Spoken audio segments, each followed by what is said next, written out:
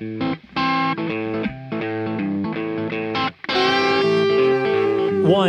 black, gay, women.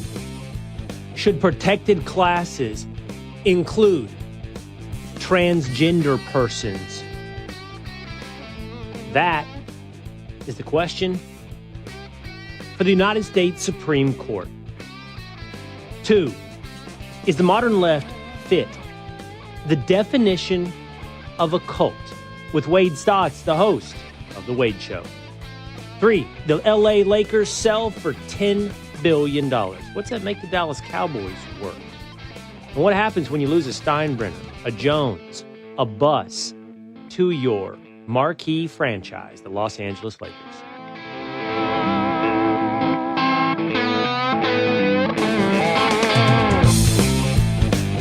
It is Will Cain Country, streaming live at foxnews.com on the Fox News YouTube channel and the Fox News Facebook page. Terrestrial radio, 3 dozen markets across this great United States of America, but always on demand by subscribing at Apple or on Spotify. We got tinfoil Pat, we got two-a-days Dan, we've got a duct tape patched together studio here for Will Cain Country. I've got iPods. Look at this. Running my graphics with the face popping off the top. When did that happen?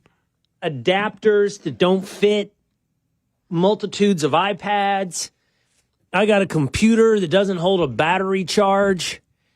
This thing right here is spit and straw, boys. This is how we're running this booming operation here. You like that? Yeah. Look at this. 19. Is that the first? When did the iPhone is that the come first out? iPhone? 2008? Yeah, I think that's the first one. It might be the very first iPhone. It's got a home button. You remember the home button at the bottom? It's got a home button. That makes but you the feel home old. button won't take me anywhere. This, by the way, is the brains of the operation right here. This is Will Cain Country. This is the brains of the operation. And it runs my background. It runs this whole thing. But look, it's unglued, and your home button can't reach. So if I stick my finger in here, maybe, oh, no. Oh, it came on. Hey. Look, I had to stick my finger under the glass, and it came on. Yeah. We're just firing on all cylinders here. Without its help, we're going to use my personal phone as the brains of the operation today. We'll run the risk that I accidentally swipe right. Oh, now you are live inside the veterinary office's Saint. My 73-pound train wreck of a Doberman goes in today for stitches on his face. I don't know if you can see this. Let's zoom out here in Will Cain Country. Yeah. And, he's torn the side of his face off. What? And I don't know how. My suspicion is it's a dog fight. My suspicion is this is the work of Violet. Jeez. And it's got a suspiciously deep and tooth-shaped gash on the right side of his cheek. And I have mentioned the countryside of Will, the ranch hand in Montana side of Will, says he'll be all right. And then the city side of Will is like, does he need stitches? And so the countryside of Will has been winning, okay? He'll be all right. But as the gash grew, I decided to play home doctor. So I've been wound washing it, putting a little, I got some of that new skin stuff that you can buy, I don't even know what that stuff does. It's like instead of a Band-Aid, because a Band-Aid's not going to sit on dog fur. Trust me, I tried. I bought a bunch of butterfly Band-Aids to try to close this thing, and it worked for a little bit. But then he takes it off. He shakes it off. He scratches it off. And so then I got myself some of this gauze, but you can get the fancy pet gauze that tastes like crap. It's supposed to be super bitter, so they won't mess with it. And I wrap his whole head in it so he can't get the bandage off. And then he acts like he's paralyzed. Like with this bandage on his head, he literally cannot move. He won't walk. He just stands there, depressed. Not unlike that photo. And the minute you take your eyes off of him, not only has he removed the entire head wrap, he is eating the bitter wrap that is supposed to, I guess, keep Pomeranians from messing with the wound. But not this train wreck of a Doberman with no spatial awareness. I think I bought a Doberman off Craigslist that has I put a cone on his head too. Tried that for about 15 minutes. Do you know what he did then? He ran into every piece of furniture in the house with the cone. He has, that's a thing. Like, there are people who don't have a sense of space. Have you ever seen that? Like, yeah. I once did an interview when I was at ESPN with a guy who was a wrestler at Michigan, and he told me he had this. Like, he doesn't understand space well. Like, maybe this explains close talkers, or people that are always up in your grill. But that's my dog. He does not understand space. He bumps into things. He bumps into you. And he is currently bumping into PVC pipe on the street or another dog's sense of peace and calm. And he's now torn half his face off. And he's going today. City side wins. No more country. He's going to get stitches. God bless Saint. Now, for a bit of Zen to get us started today, I want to give you Whoopi Goldberg talking about the suffrage movement in Iran. But be careful before you talk about throwing gays off high towers, before you talk about women that can't show their wrists, no exposed skin. Just remember it's basically the same for black people in America. I give you the height of television intellect, The View. Let's just remember, too, the Iranians literally throw gay people off of buildings. They don't adhere to basic human rights. Listen, here's the thing. Let's not do that, because if we start with that, we have been known in this country to tie gay folks to the car. Where the Iranian regime is today in 2025 is nothing compared to the United States. Keep hanging black people. I think it's very different to live in the United States in 2025 than it is to live in Iran. Not if you're black. Not for everybody. Not if you're black. Incredible. Not if you're black in 2025. I mean, is this taking the biblical lesson of don't look at the log in your neighbor's eye for the speck in your own? It's the opposite. Don't look at the speck in your neighbor's eye for the log in your own. Is that taking it to a pathological level, or is it severe, like life-threatening withdrawals, addiction to victimhood status? I don't even know if we can call that the left. What we need to begin to call that is mental delay, mental inability. What we need to begin to discuss is whether or not you should get paid millions of dollars to be essentially the live action version of Beavis and Butthead. What is the difference? What is the difference between The View and Beavis and Butthead? Like, at least, I'll tell you the difference. I'll tell you. Self-awareness and intentionality. Mike Judge knew what he was doing with Beavis and Butthead. It was laughing at the two's teenage stupidity. That was the joke. Now, here's an interesting conversation. There's obviously no self-awareness in the world of Whoopi Goldberg or Sonny Hostin or Joy Behar. Is there with ABC executives? Do they know what they're putting on television? Not doing it out of cynic weakness to a particular point of view that has been in vogue for the greater part of the 21st century. But are they putting it on TV because they're actually like Mike Judge? These are the lambs let out to slaughter for us to all laugh at. I don't know, but I think it has to be considered. I think it has to be considered because it literally probably could not be more stupid than The View. Hope you've enjoyed your moment of Zen. Let's get to some serious subjects like whether or not transgender persons should exist in a protected class not unlike, well, African Americans. Story number one. United States versus Skermetti. Case decided yesterday by the United States Supreme Court. Can the state of Tennessee ban, quote, gender-affirming care, sex changes, hormone replacement for children, which has now been outlawed in the state of Tennessee? The United States Supreme Court heard the case, heard oral arguments, and issued yesterday their opinion in a case styled United States versus Skermetti. A majority opinion, 6-3, said yes, it is constitutional for Tennessee to ban sex changes, hormone therapy for minors. Interestingly, the Supreme Court did not answer the imperative question. Are trans people a protected class? Let me explain. The way this decision came down is Chief Justice John Roberts, writing for the majority, said, this is a ban on gender surgeries and gender affirming care, hormone replacement, for everyone who is a minor. There is no target in this law. There's no protected class. There's no minority. There's no person nor aggrieved class to be discriminated against. It's all minors are being prohibited from this type of medical procedure. And because there is no protected class, because there is no minority, the state only need to satisfy what is called, in Supreme Court jurisprudence, a rational basis test for the constitutionality of a law. Let's back up and talk a minute about what I mean by rational basis test and protected classes. On its face, the 14th Amendment of the United States Constitution, the Equal Protection Clause, requires that laws treat all individuals equally. Of course, that is not true in application. We have all sorts of discriminatory laws. We have laws that say, for example, discriminate, for example, when it comes to who can be a firefighter or historically who could vote. The question is, are those laws constitutional?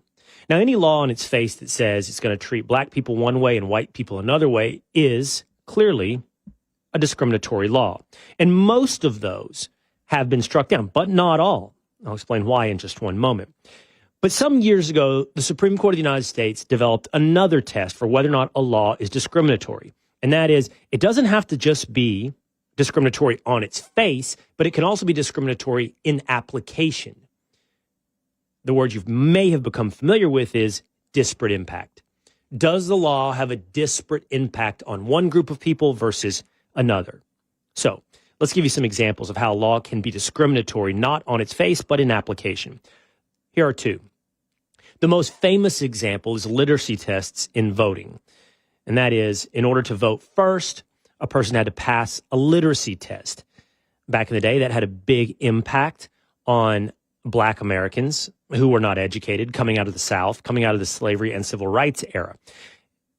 The impact of that law was such that it had a disparate impact on black voters. Now, here's another example. A city fire department says, in order to become a fireman, you have to be able to haul a 100-pound hose up a ladder, run through this obstacle course in this amount of time, and show you have the physical capabilities to be a firefighter. That law also, obviously, not discriminatory on its face, but in application had a disparate impact on women trying to become firefighters. But that's just the beginning of the analysis. What we've established is those two laws, through disparate impact, are discriminatory and therefore need to be analyzed as to whether or not they're constitutional under the Equal Protection Clause of the 14th Amendment. But as I said, we have all sorts of discriminatory laws. And not all of them are unconstitutional because sometimes, perhaps even often, there's good reason for discrimination. I know that offends our shallow sense of cliched thinking, but look, we discriminate all day long. Discrimination is not a vice. In fact, most of the time, I think most of the time, discrimination is a virtue. What I mean by that is you discriminate. Am I going to eat this or not eat that? Does this smell bad or does this smell good? Do I like this person's character or do I not? Do I like this person's personality or do I not? All day long, hundreds of times a day, thousands of times a day, you are discriminating. So does the state. That does not make it even a vice, much less unconstitutional. It just begins the process of analysis. Then you say, well, who is it discriminating against? This is important. Who is it discriminating against? We will then get to why is it discriminating. But who? Well, you have to, being discriminatory on what you eat or how you feel about an individual is nothing to do with the Constitution. But when you do it broadly to a class of people under the law, then you start going, is this right for the state to do? So who are we discriminating against? Well, historically, in the United States, we have certain classes of people who have been discriminated against that we look at very carefully when there's a law. Those are race and sex, primarily. You can also apply age and other classes, but the ones that have received the most scrutiny are race and sex. Is this discriminatory towards black people? Is this discriminatory towards women? If the answer to that is yes, then we will apply what's called strict scrutiny. We will ask the state passing a law that is discriminatory, you better have a very, very valid reason under strict scrutiny to discriminate against this protected class. There are other classes I mentioned, like age. There are laws that are discriminatory when it comes to age. But we don't have a history of discrimination in the same way, and you apply a lower standard of analysis. There's several, the lowest being rational basis review. And that means, does the state have a reason, a rational reason to employ this discriminatory law? Okay, now we get to the why in satisfying this test. Why? Even though you have a discriminatory law, even against a protected class like African Americans, it can still be constitutional if you have a very good reason, the state. Now let's go back. Not just race, I said sex is a protected class under strict scrutiny. Men, women, so forth.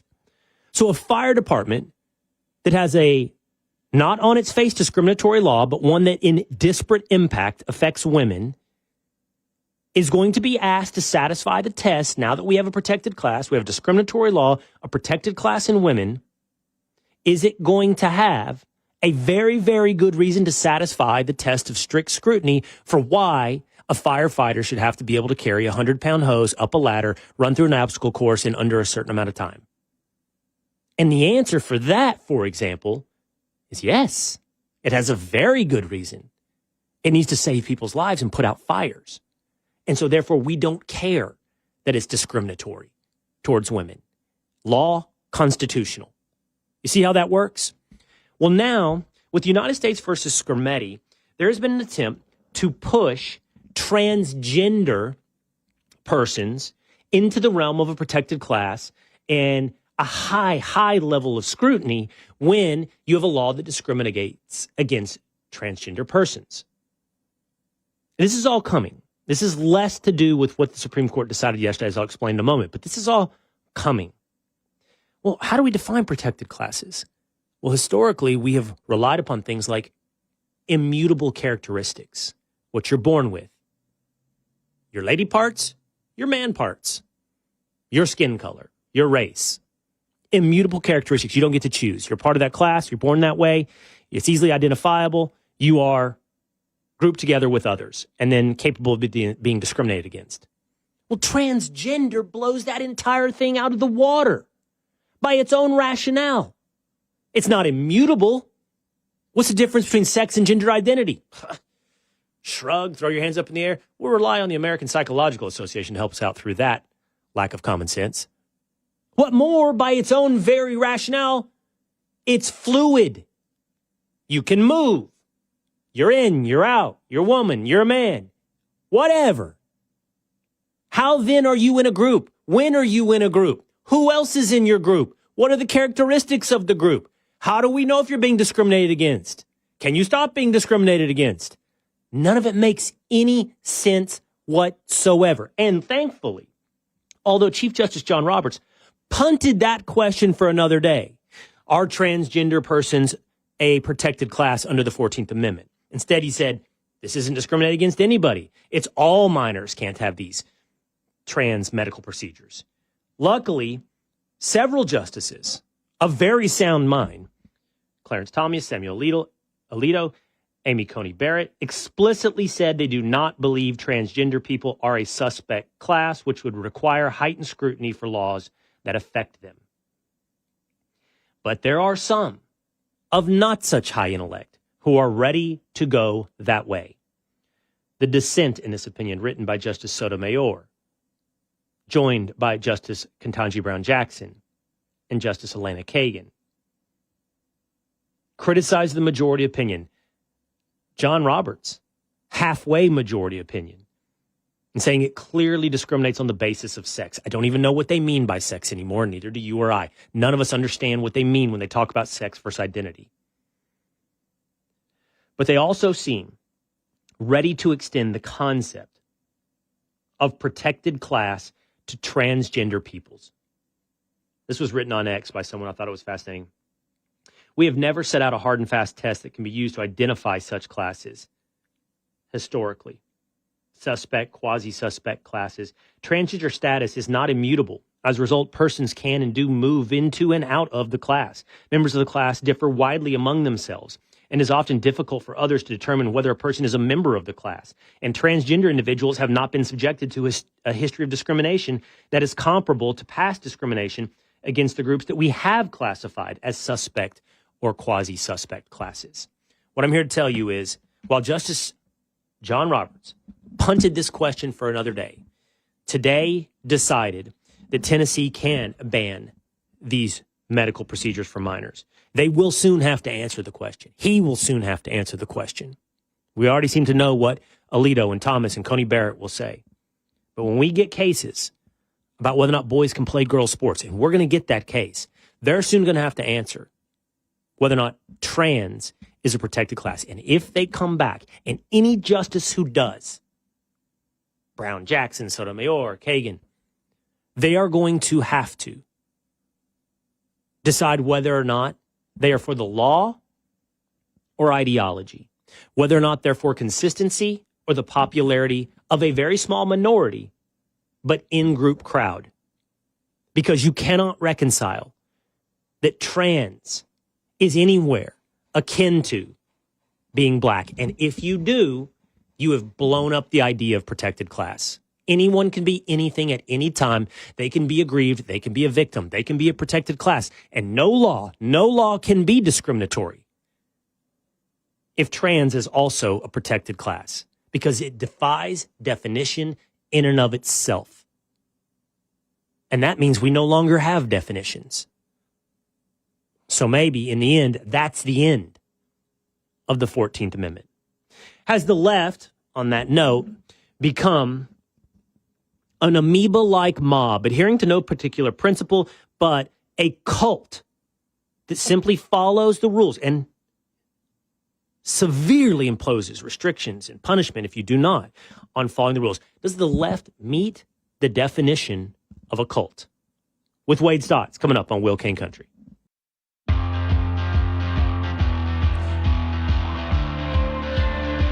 Five characteristics of a cult. 1, charismatic authoritarian leadership. 2, intense conformity and control.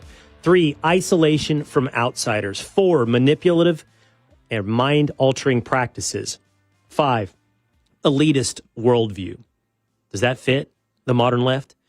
It's Will Cain Country, streaming live at foxnews.com, on the Fox News YouTube channel and the Fox News Facebook page. Hey, hit subscribe at Apple or Spotify. I already see your comments there on YouTube and Facebook. I'm going to bring you in here, the Willisha, in just moments. But first, I'm going to bring in Wade Stotts, the host of The Wade Show with Wade, joining us now. What's up, man? It's a pleasure to be here. First time on Will Cain Country. I'm very excited. Yeah, welcome into the country. Glad to have you, Wade. This is what got me thinking about this. So the other day, J.D. Vance, for whatever reason, and a reason I would love to explore, decides he's going to join Blue Sky. Blue Sky, the separatist online group of people who decided that X is entirely too diverse. So they go over to this thing called Blue Sky, which I'm not on. I'm curious, by the way. Maybe you can stand in place of J.D. Vance if you've joined Blue Sky. They go over and they create this thing called Blue Sky, where they're all going to do their X thing, right? But together, without all the vitriol and ugliness of varying opinions. And it only took 12 hours for J.D. Vance to get censored and banned from Blue Sky. Now, as it turns out, what Blue Sky has said is they've reinstated his account. There's been a lot of J.D. Vance fakers. They didn't know if it was real at first. And so now he's free to use again over at Blue Sky. But I don't think that undercuts my larger point, which is, here you've got this...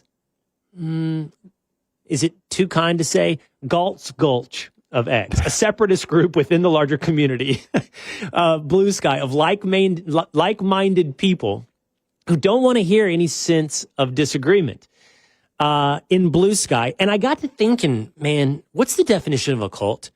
And has the left really become a cult? Yeah, my favorite part of the J.D. Vance thing is that he got banned after posting some Clarence Thomas legal opinion. It was the most banal, like boring thing, but it was just too much for Blue Sky. I think you listed out the 5 characteristics earlier. I think the only one that doesn't fit is the leadership thing. So, I mean, you've focused plenty on the lack of leadership of the Democratic Party right now. It's kind of insane how little like direction they have because they don't have anybody leading them. But they do have this sort of animating force, this kind of, it's almost, I don't want to sound too crazy, but it's almost like this spirit that all binds them together that makes them act in the same way. It's almost this inertia as if they had a leader. I don't know. We could speculate about their spiritual leaders, but it is a fascinating thing that yes, the like strong in-group, out-group. I think you could probably say that about most political thinkers right now. Politics is way more polarized than it's been in a long time. But have you may have seen this, the graphic that showed there was more intellectual diversity on the right than on the left. I did. It's this fascinating little picture where there's these wide points on the red section of the graph, and then the blue is kind of all gathered into almost a sort of a singularity dot. And yeah, I think that's just the nature of the case. A Twitter mutual of mine, Seed Oil Disrespecter, posted that with Plato's cave analogy. So like in the cave, the ideology is going to be pretty narrow. But outside of the cave, in the real world, where you're able to see real birds and real trees, there's going to be more interpretations of that thing. So it's just that on the right, a lot of times, there's more diversity because there's more awareness of reality. And again, I'm speaking in a very biased way, of course. But you don't see a lot of factions within a cult. So people call MAGA a cult, but there are plenty of groups. You don't go into the Jim Jones cult and then say like, well, these are the people over here who joined because of this reason, and these are the people who joined because of this reason, and they have their priorities. Within MAGA, you have people like the sort of the tech right, which is kind of on the outs right now. You've got the Maha people, which I love. You've got and they have their own set of priorities, and they have differing opinions there. You've got the sort of Christian right. You've got what might be called the old religious right that's renewed. I think there are plenty of factions and groups all sort of working together with key core commonalities. And that's not what you see in a cult. But what you do see in a cult is, much more like what's going on the left. It would be too much to say that they don't have a leader because their leader is Satan. I would never say that, but but maybe others might. Well, okay, that might be the first thing you said I thought satisfied your own self-analysis of bias. I thought everything else was just pure cold reason and analysis. And I think we can look at current events as an example. On the right, the biggest conversation taking place, quite honestly, at least online and in some elements out there in the broader political landscape, is basically illustrated by a conversation between Ted Cruz and Tucker Carlson over United States involvement in Iran. And meanwhile, on the left, they're trying to get everybody out of Blue Sky that isn't already in the cult. So I don't think it's inaccurate to say, I know the graph, and we talked about it here on Will Cain Country, that you're talking about, where there's a great amount of intellectual and ideological diversity on the right and very little on the left. But interestingly, on the left, so let's look back here together. I'm going to go through those 5 things again. Okay, elitist worldview. Yeah, I don't even think we have to explore that. That's pretty clear on the left.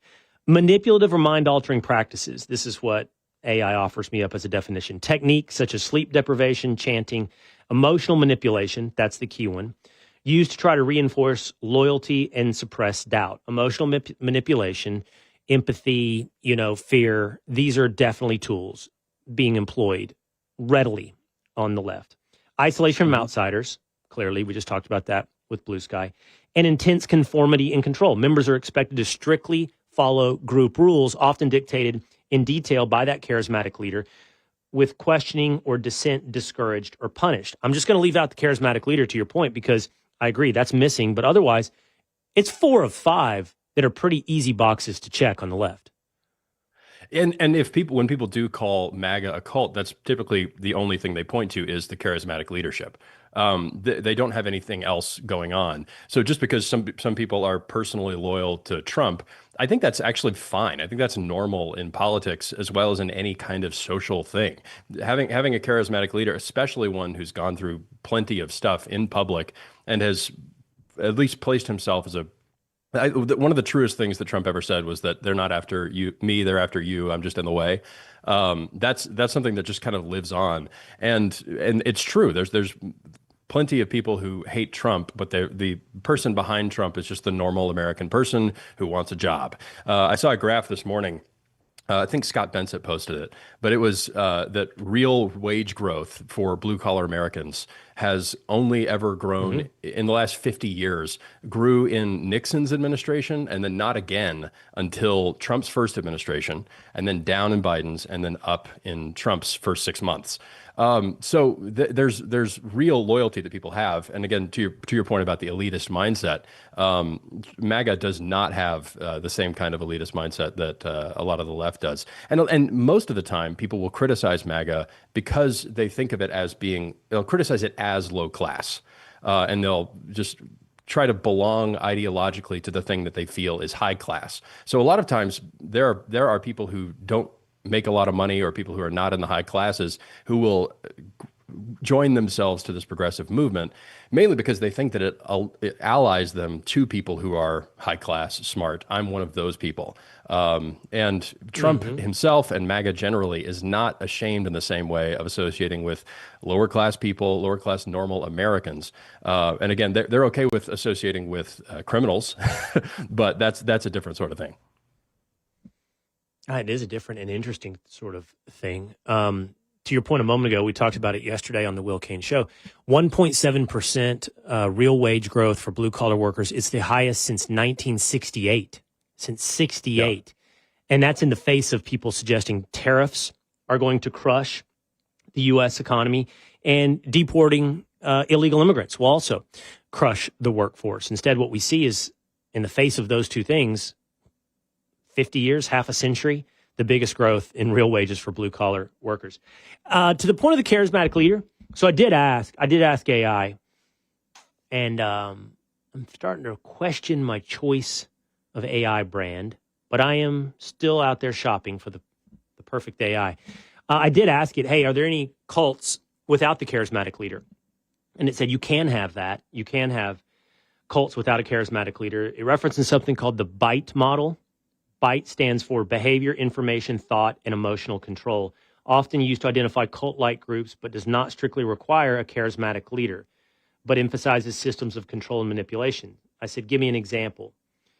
It talked about some religious fundamentalist movements that don't have one single leader, some online communities, but then it referenced, and I know very little about this, Wade, so I don't profess whether or not this is true or not, but Jehovah's Witnesses. It says leadership is exercised collectively by the Watchtower Society rather than a single figure, yet group maintains high control over members' beliefs and behaviors. Again, I don't know much about Jehovah's Witnesses, but I found that pretty fascinating. Whatever the Watchtower Society is, I mean, we could probably come up with the elite group of people on the left that somehow are minding the store, the Watchtower, when it comes to acceptable beliefs. Yeah, there's a certain kind of ideology that comes from bureaucracy, so that this sort of herding mentality all is just trying to preserve itself. So it's not necessarily about the ideology that it takes on. Sometimes the ideology can be window dressing to self-preservation. So this kind of, you mentioned amoeba earlier. I think that's a really good way of thinking about it, because it doesn't matter what ideas the amoeba has, it just is going to try to save itself. I think that's the kind of, there are a lot of different kinds of dystopian novels that have been written, and dystopian movies and stuff. One of my favorites is Terry Gilliam's Brazil, which is this sort of cold bureaucracy where normal people are just trying to get normal things done, and horrible things happen. The bureaucracy just sort of makes one mistake way up the chain, and then this normal guy, this is how it opens.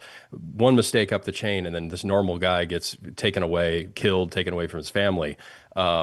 It is a comedy, by the way, but the whole thing just sort of this bureaucracy did something. And so when somebody says, hey, who, same with the Joe Biden thing. So when people say, who was the person who was really the president? I think it's much harder to answer because it's this sort of blob. It's this sort of everybody in it for themselves. And that kind of creates this sort of central draw, this kind of force that draws everybody together. And when everybody's protecting their job, then you get the kind of leadership that we've had for a few decades now. But that's not, I think we're in a different kind of era now, and I'm really pleased about that. But that bureaucracy, that herd, is pretty resilient. It's a difficult thing to puncture, metaphorically, of course, but it's a difficult thing to kind of break apart because that herding mentality has just kind of solidified so much that when the bureaucracy is there, the results are going to be pretty predictable and predictably horrible. I don't know if you saw this. I covered him yesterday, and I found his now conversation with MSNBC astounding. So, New York City comptroller and mayoral candidate Brad Lander is the latest in the line of Democrats to be performatively arrested in defense of an illegal immigrant. He played Red Rover, crossed arms, linked arms with a suspect while that suspected illegal immigrant was being arrested by ICE agents. Well, it blows Brad Lander's mind, as it turns out, that some of the men, the stormtroopers in masks, who are ICE agents in enforcing the law, are themselves immigrants. Watch Brad Landers. Two ICE agents who detained me. One is a Pakistani Muslim immigrant who lives in Brighton Beach, and the other is an Indo-Guyanese gentleman who lives in South Ozone Park. This is what New York City is. It is the greatest immigrant city that the world has known, and we are not going to allow Donald Trump to wreck the rule of law. All right, so he's talking about that one of them was, I believe, a Pakistani immigrant, and the other one, I don't know if he was a Latino. They're immigrants. He mentions they lived in Brighton Beach, and he's like, how could they be a part of this? And it plays in, Wade, to this new ad that the left thinks is going to work, going after MAGA for enforcing the law when it comes to illegal immigration. Watch this. I had a really good time today. Yeah, me too. I really look. What are you doing? She's coming with us. What are you talking about? Who are you? I'm your Republican congressman. Now that we're in charge, we're rounding up illegals. She was born here. She's a citizen. I don't care. She looks like one of them. But don't worry. When she's in prison in El Salvador, she'll have lots of company.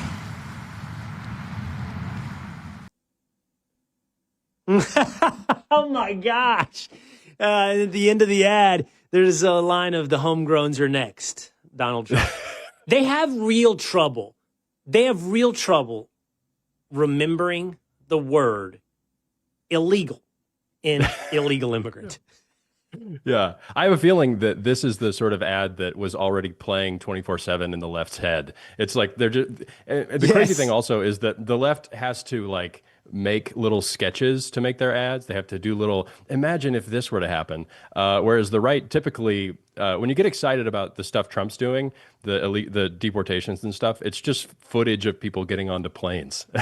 Like if you want to call what MAGA is doing propaganda, their propaganda is just filming the cool stuff they're doing, and then they have to again make up a little story where this man stares into the camera and says she looks like one of them.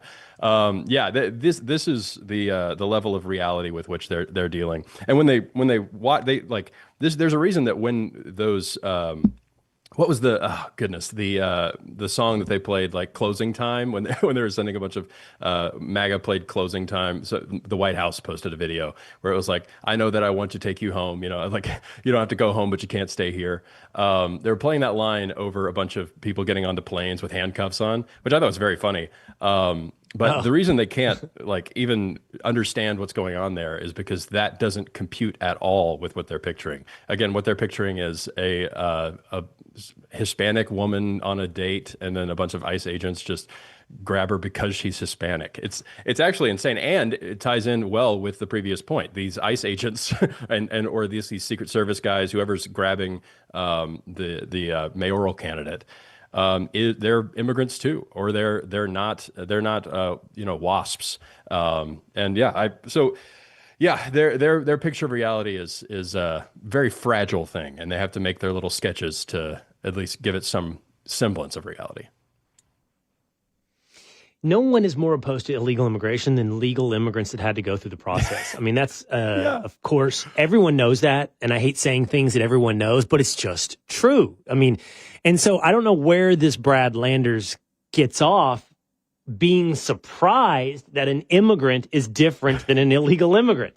In fact, it's incredibly insulting to an immigrant to constantly conflate him with an illegal immigrant. Incredibly insulting. And yet that's the theater that is supposed to be the appeal to, I assume, what they think will be the voting population. I mean, I don't think they think the illegal is going to be voting, so they've got to span that group to be, just immigrants, then we're going to get their votes, and then minorities, because what's the difference between an immigrant and a minority? Like, they're blurring all these lines, right? I'll just keep going here until everyone's offended that you enforce the law against an illegal immigrant. Yeah, I mean, imagine you're like a guy who just got here from Colombia, or you've been here for 10 years from Colombia, and then for some reason your country starts looking more and more like Colombia. I don't think you're going to be too pleased, because you obviously left for a reason. And you, again, went through all the legal loopholes, or all the legal barriers. The blurring distinctions things is huge, because you talked earlier, your first segment I thought was great about the sort of protected class thing. So what happens with this protected class label is that once it's invented, once that thing starts, then everybody wants to get in that bucket. And so essentially what happens is a sort of rush to the victim class, because, those are the people who are getting treated well. And that eventually somebody's going to get left out. Somebody has to be on the outside, so that then that bucket can still be full of all the victimized people. And the people who are mostly just normal Americans, again, who just want to do their jobs, make enough money to, buy a house, make enough money to take care of their families, those are the people who get left out.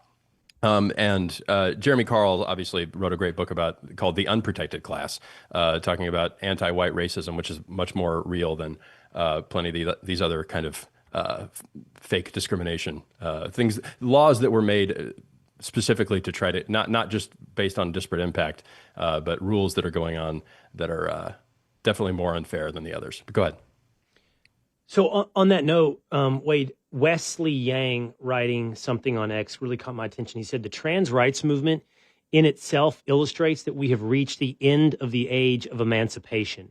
The giant apparatus we constructed to launch new civil crusades had no one left to liberate, and thus set about manufacturing a new subpopulation of the marginalized by chemically castrating children at the crucial stage of physical, emotional, and cognitive development. This was an overt experiment, self-conscious, institutionally directed. It was a reconstruction of social reality. In the process, we reached the limit of how far-reaching such projects can go in society that remain pluralistic, liberal, democratic, and free. I thought he wrote it really well. Like, it's true. It's the end of the age of emancipation. Mm-hmm. Yeah, and these there were people at the time who were saying, hey, if you carry this logic forward, when the original Civil Rights Act was being made, if you carry this logic forward, then it's going to erase a lot of distinctions that are fine and normal. You mentioned the firefighters. People who may be fighting for female firefighters, they're not fighting for 70-year-old firefighters. But at some level, there's no inconsistency in the logic. And the case you mentioned earlier, it is fascinating to me that you have to kind of still step around the civil rights element of this whole thing in order to get the normal result. You can't castrate children. You can't chemically castrate children. Okay, well, in order to do that, you've got to maneuver around this protected class thing, which again just becomes a really ugly thing, rather than having again, laws that apply to everybody in the same way, real, actual equality before the law, a law that is rigid, a law that is set in stone. I hate that normal lawmakers, in order to get a regular, normal result, don't castrate children, don't chemically castrate children, are going to have to avoid stepping on these sort of landmines that have been set up in their path.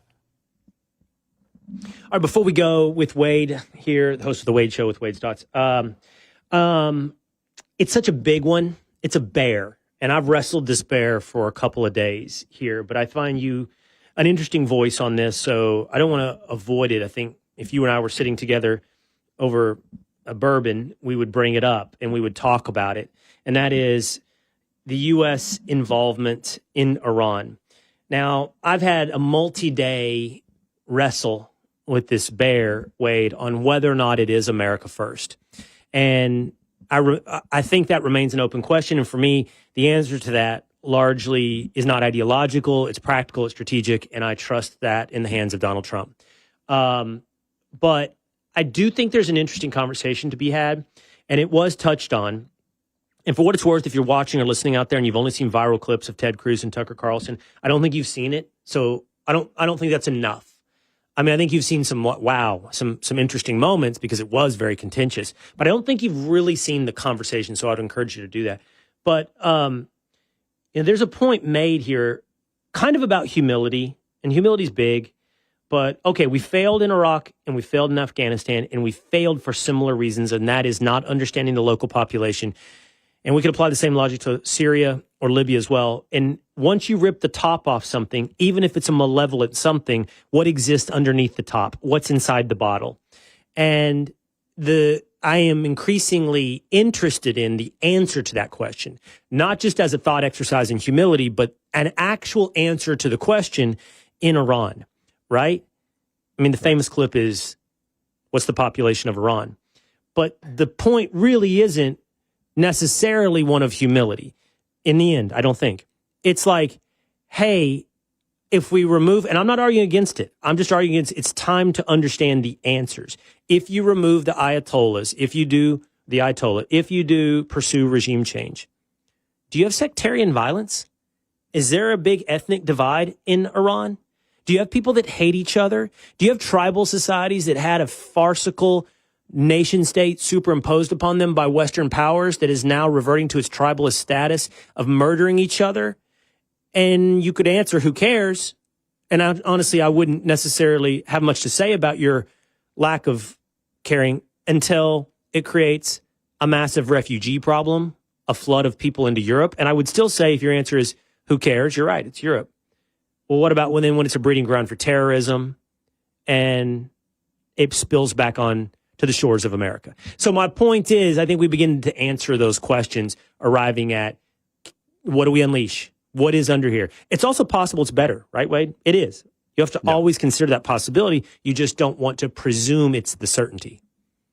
Yeah, I think that one of the problems with Iraq and Afghanistan was this persistent belief that people had that democracy, liberal democracy, is the natural state of humanity. That if you take away a strong leader, that people will just naturally rise up as sort of, there will be a army of Thomas Jeffersons there just ready to establish basically the Constitution.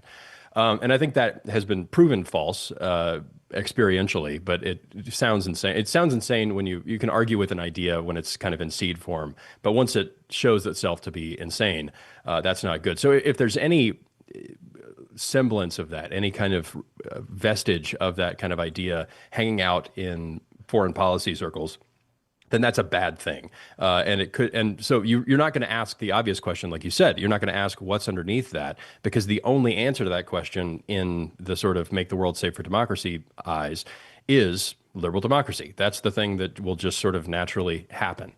And so what you do have to think about is, how did the Iranian government, how does the Iranian government justify their power? And from what I understand, a big part of how they justify their power is that we will protect you from the great Satan, right? So if we are the great Satan and we try our best to knock out, if there are any civilian casualties, if there are any kind of ugly things happening in Iran, if we make the population of Iran miserable, then we have to think, okay, well, does that in the population's mind justify the power of the people who are still there? And if somebody comes along and for decades, this will protect you from the great Satan thing has been going on, and then somebody says, well, actually, I love the great Satan. The great Satan is amazing. Then that's going to be really tough to justify that person's power. So again, all these little factions and things like that, it's a huge country. Meaning a new leader, meaning a new leader afterwards that is sort of put in place by Western powers, the United States, who is overtly now aligned with the great Satan in the people's minds, is not going to be a very strong or long-lived leader. Right. And you can do a certain amount of leadership just by pure force. You can hold people, you can put people in place and say, this is how it's going to be, and then justify your power over a certain amount of time. So if somebody comes to power that is friendly to America, and then a bunch of people, they just kind of hold the people down for a long time, justifying the power by saying, hey, if we don't do this, then you're going to be in this state. I don't know how the Iranian people see their government. I don't really understand it. And again, the Iranian people, that's 90 million people, as we all looked up after the conversation between Tucker and Ted Cruz. But that's a ton of people. And Sean Davis made this point. If you can look at our own country and see how difficult it is to even understand it. And then to say a country that I don't have any experience in, have not been following for a long time. Many people are experts from afar, and that's good. But I don't trust myself to make those judgments. The good thing, though, one huge improvement on any of these previous conflicts that we can make analogies to, is that all of the points that you and I are making are being made in the room. So there are people who are thinking through these topics, wrestling with these topics, and trying to make the best case they can for different perspectives in the room. And that just wasn't the case and hasn't been the case for a very long time. But I trust, again, the guys who are there more than I trust myself, really, to evaluate it. So I mean, I am basically what you would call a plan truster, which you can call me whatever name you want. But when it comes to dealing with Iran, Trump has been remarkably consistent about saying the only thing I want from them is for them not to have a nuclear weapon. Okay, well, we'll see how far that kind of thing takes us, if that what that justifies, what kind of action it justifies. I think that the people around Trump right now are way better than the people who were around Trump the first time around, and way better than the people who would have been around a Kamala Harris administration. So we can at least be thankful for that. All right. The host of The Wade Show with Wade, always enlightening, always thoughtful. Love talking to you, Wade. Thanks so much, man, for joining us today. Thank you, Will. We appreciate it. All right. Make sure you check out Wade at YouTube, on podcast, everywhere you get your digital entertainment. The Wade Show with Wade Stotts. The Lakers are going to sell for $10 billion. The buses are synonymous with the Lakers. The Joneses with the Cowboys, the Steinbrenners with the Yankees. So what's that make all those franchises worth? And are you the Lakers without the buses? Are you the Cowboys without the Joneses? Are you the Yankees without the Steinbrenners? Next on Will Cain Country.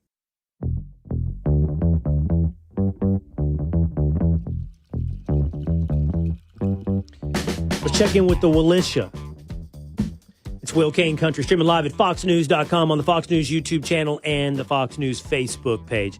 Hit subscribe at Apple or Spotify. Head on over to YouTube, Facebook, set a reminder.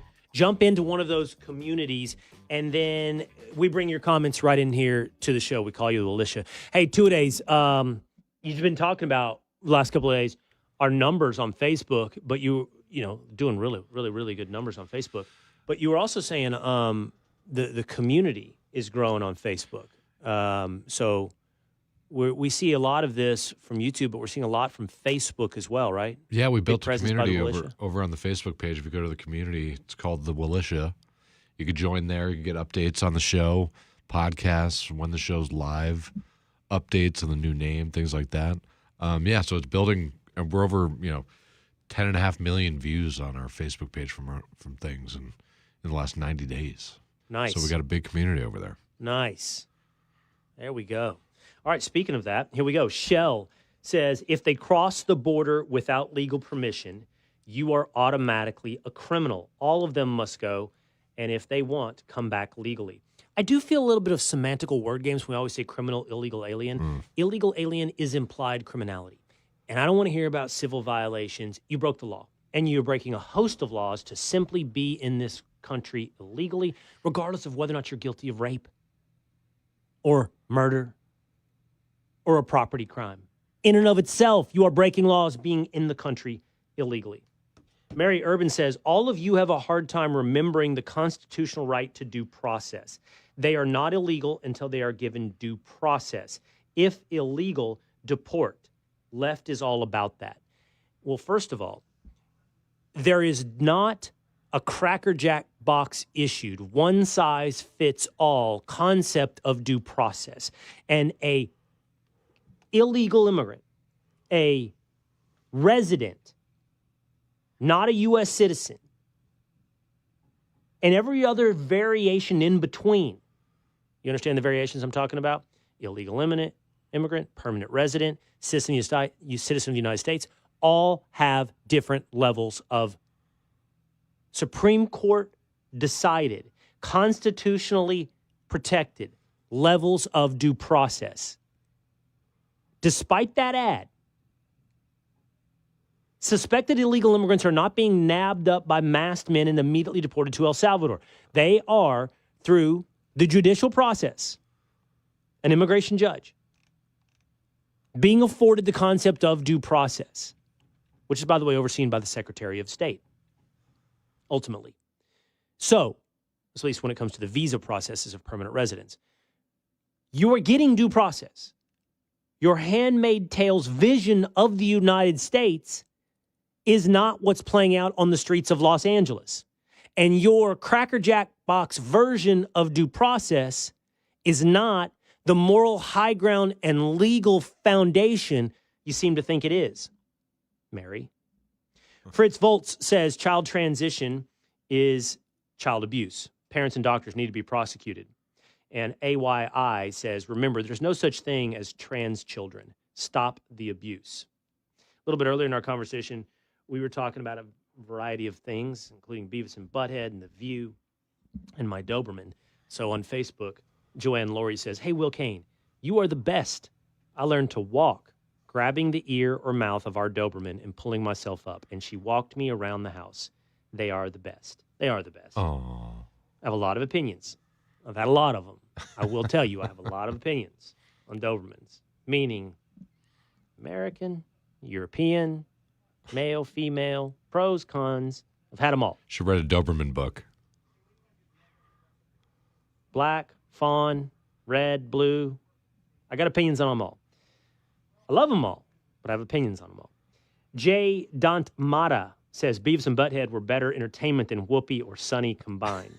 Agreed. Lil Lakito says no woman can wear what she wants, much less publicly speak against males in Iran. Totally true. Finally, Glenda over on Facebook writes, The View is a pathological, liberal, hot mess, propaganda machine, destructive and stupid media. Yes, but do they know it? How about my rhetorical question? Do you think that ABC, let me tell you something. I don't know them. I don't know. Is it Bob Iger is running Disney, which owns ABC, which runs The View? Not a stupid man. Liberal man, but not a stupid man, right? And when I say liberal, I am doubtful, highly doubtful, you know, an Ilhan Omar, crazy, Sonny Hostin, Whoopi type liberal. Probably more like I don't know. I really don't know. But my guess is a Bill Clinton type liberal who probably is giving in to some of the wokeness of the current day rage, you know. But I'm doubtful he looks up at whatever time on ABC and sees what's happening on The View and goes, man, I'm proud. I would imagine. That's some damn good programming. I would. And by the way, the ratings, I mean, I beat it. I beat The View. Yeah. Will Cain Show beats The View, and they're on broadcast, and we're on cable. What is that, Patrick? He clapped, and you gave me a eh? Anybody can beat The View. Come on, who can't beat The View? Wow, low bar. Damn. That's not true. So you put the bar this low. It's not a low bar. I hopped up. It's not a low bar in the ratings. Okay, I beat CNN and MSNBC. That's a low bar. Combined. What's the that's difference between broadcast and cable? What are you talking about? Are you for real? No. Broadcast gets way more views. You know the difference? Or are you just asking me to clarify for the audience? Clarify for the audience, yes. Oh. Okay. Well, yeah, that's broadcasting. Cable, well, first of all, broadcast is what we historically know of as television, 4 main networks, ABC, CBS, and NBC. Then along in the 90s came Fox. You got it through rabbit ears, over the air. However many hundreds of millions of homes got broadcast television. Greater exposure. For example, how that plays out is the Today Show is on at 8 a.m. in the East and 8 a.m. in the West. How's that? Because it's tape delayed in the West, right? But cable doesn't live in the same universe like that. Cable is one constant stream over literally cable. Cable, of course, took over television, and now that's being taken over by streaming. But when that happened, the broadcast channels you began to consume not over the air, but through cable. So you're like, what's the difference now? Well, the difference is they still time delay their stuff. That's one. And two, complete coverage. So those broadcast networks are going to have 100% penetration on cable. Do you know what I mean by that? Like, you buy a cable package, and just because you have that doesn't mean you have the tier that has HBO. Right. Or the tier that has whatever else. I don't even know what the packages are anymore. But your basic level tier, the cheapest got you broadcast networks, right? Yep. Which always meant they were in the most homes. You can only get a number, based on how many homes you're in. Channel 2, Channel 3, Channel 4. That's another thing even being on those numbers historically was incredibly powerful over, say, I don't know, on your cable system if Fox is channel 43, And the answer is people don't hit page down that much, So tons of advantages to being broadcast. By the way, a lot of that's going away. I don't, now I do YouTube TV. There's no numbers. Yeah, same. I don't know what you guys do. Like, there's no channel numbers YouTube anymore. TV. I don't do that at all. Yeah. Plus, it just corrals everything you watch, and it knows what you watch and puts it together. It's great. Yeah, pretty much. There's very little discovery anymore.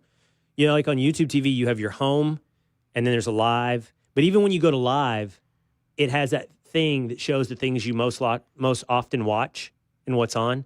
So you really do that. You think about what home base used to be. Home base was that cable screen, right?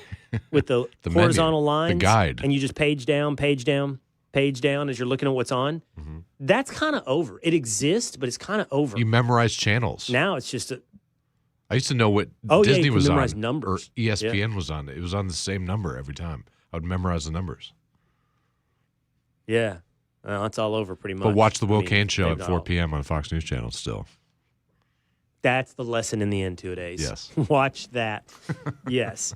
But anyway, The View has a lot of built-in advantages. Their ratings are fine. So you could argue that the ratings, Bob Iger could go, I'm not too proud of this, but at least it's rating. But I don't know. I mean, so that brings me back to my initial question. Do you think he says at some point, you know what? This is so bad, it's good. This is so stupid, it's funny. Well, do you think that... I don't know. Is there an argument, is there a meta argument that at the high levels of Disney, they're like, we got our own Beavis and Butthead? Like, some parts of me thinks like we're playing into Bob Iger's plan by playing their clips. You know what I'm saying? Like, and talking about it. Like, that's what he realizes it is now, Yeah, I'm not convinced virality equals ratings, Same. and you don't monetize virality. Now, I will say media executives are just as manipulatable as the common man of thinking if something's going viral or getting played, then therefore it's relevant. Because it's still relevant in a small little pond of social media, right? Sure. That doesn't mean because we're all playing whoopee, a bunch of people go, you know what? Tomorrow, I'm watching The View. I don't think that's happening a ton. But it could. I want to meet the people who watch it. Like, who is it? Call us up. Leave a comment. I want to know who you are. Hate watch. Yeah, I want to know. I really want to know who you are. I know a couple people who watch The View. Like seriously watch it? Like they like it? No, yeah, a little. I think like it's the kind of thing that they are sitting around the house folding laundry. I think it's a strong female audience, because it's usually mid-morning. No, it's mid-morning. I mean, there's data on this. I know. I will bet you the Views audience is at least 70% female. At least. It's geared to female. That's what it is. Isn't it supposed to be the View from that side? That's the whole point of it is. Yeah, that's how it started, back in the day. I think so. Yeah. Yeah. So, I mean, 75% female. And I think it's one of those things, it just sort of feels like there's some energy, it's not guiding light. It's not The Price is Right. It's not a game show at that time of day. It's the sort of thing that when TV washed over you was probably a different energy to wash over you. But, curiously, I would imagine some of those ladies who would have watched that at, 11 a.m., 10 a.m. on a Tuesday could easily stream, whatever, Osama bin Laden documentary on Netflix if they wanted, I don't know. Anyway. Is it Beavis and Butthead? All right, let's move to this. The Los Angeles Lakers are going to sell Jeannie Buss, the Buss family. Let's sell the Los Angeles Lakers for $10 billion. Tinfoil, do you have it in front of you? Who's the man that's buying the Los Angeles Lakers? Is his name Walton? What's his name? He's muted. His name is ever, I know. ever throw a curveball or an unexpected pitch at Tinfoil. Just don't. Will, you've been doing this a long time. Why would you do that? He had panic face. He did not unmute himself, and he did not have the answer. I did have the answer. It was Mark Walter. We couldn't hear it. Mark Walter. I'm ashamed. Why do you keep yourself muted? Are you doing things in the background? Are you gassy? Well, I do.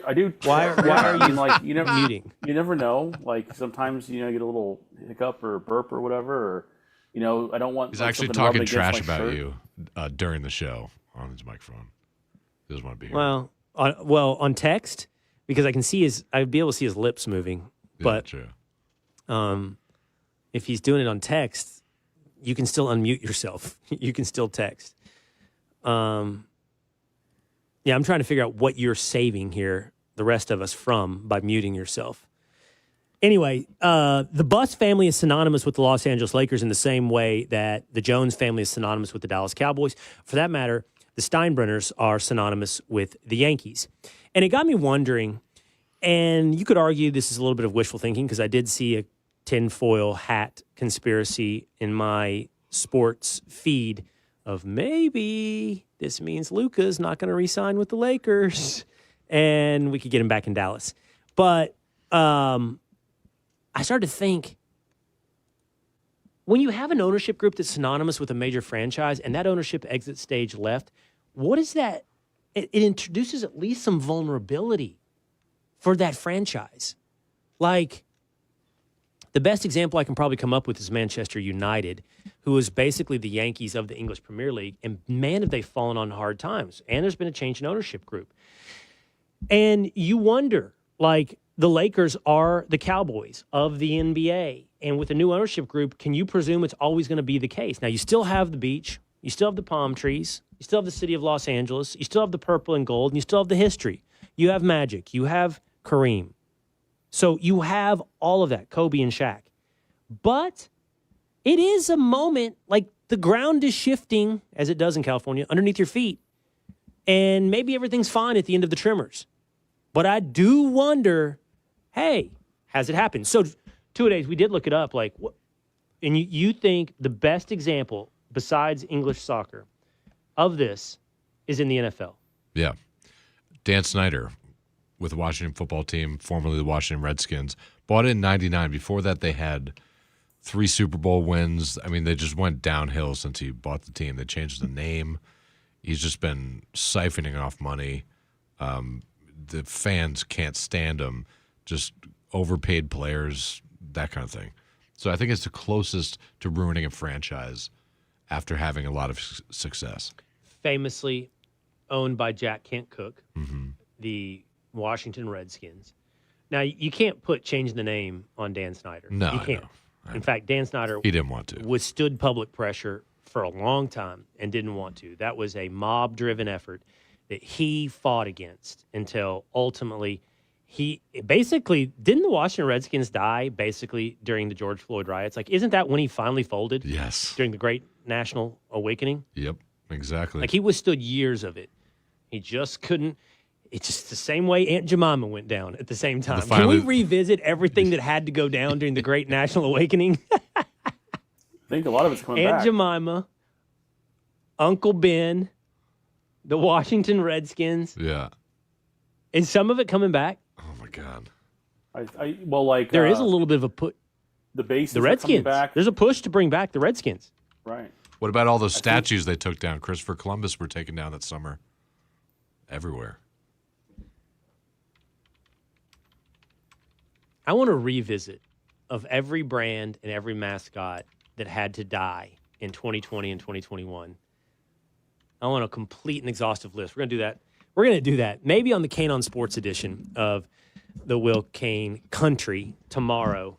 But, yeah, I think the Commanders, the Redskins, is a pretty good example. Nothing to do with the name change, but Snyder certainly correlates to a time where that franchise went downhill. And it's probably hard for a young person to know what a marquee franchise that was at one point. I mean, that was a marquee franchise of the NFL. Top 5? Definitely top 10. Yeah, yeah. Top 3. Right? I'd say like Cowboys. I mean, Redskins is up there. I mean, who else is up there? Packers were always up there. Yeah, but they had like their down period in the 80s and, you know. The Packers, for sure. Franchises have their down period, but you could have argued that there's a handful of franchises whose brand recognition and esteem survived their downtimes, right? Spanned a level of decades that you would have called them marquee franchise. For example, I would still say the Chicago Bears are a marquee franchise, even though they have not been very relevant for a very long time. That's based upon their history, brand recognition, and so forth. Packers are. Steelers are. Cowboys are. Giants are, but I would have put the Redskins franchise above the Giants and certainly above the Eagles at that time. And the Raiders were up there, but now no one would put the Commanders in that boat, right? I don't think anybody would put them in a top 5, probably not a top 10. Now the Patriots are ahead of them and the Niners, so forth. So that's a good example. And I'm not saying that's going to happen with the Lakers. That is not what I'm saying. I'm just saying one of the foundational pillars of who you have been for the better part of, 45 years is now going away. And you enter the age of the unknown. Their brand's too big. And for what it's worth. Go ahead, 2 days. Their brand's too big. I mean, people who aren't even Lakers fans wear Laker gear. I just don't see it happening ever. I mean, they are beyond any sort of downfall to me. Even if they better re-sign Luka. They better. I mean, that might be the most important thing to happen to that franchise because LeBron will be done at some point in the next couple of years. Mm-hmm. They got to have a star. They better re-sign Luka or trade for Cooper Flag. All right, if the Lakers are worth $10 billion, Cowboys, $20 billion, Yankees. Let's do that as well tomorrow. Cain on Sports, the most valuable sports franchises in the world. We got already some topics ready. For Friday's edition of Cain on Sports of Will Cain Country, we hope you will subscribe at Apple or Spotify. That way you won't miss it. And we'll see you again tomorrow. Same time, roughly, next time.